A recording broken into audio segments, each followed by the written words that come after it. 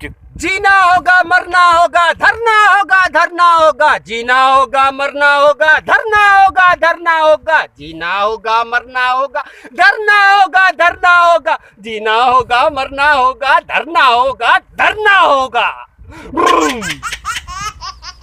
बाबा किस चीज का धरना होगा? साईं धरना होगा, सरेआम धरना होगा, जीना होगा या मरना होगा, धरना होगा।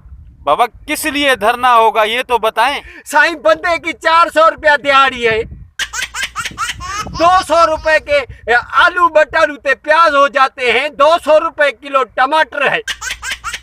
बंदा बच बचा के आधा किलो टमाटर लेता है 100 रुपए में, वो 100 रुपए का टमाटर, आधा किलो टमाटर दिन दिहाड़े हमसे छीन लिया जाता है। क्यों बा?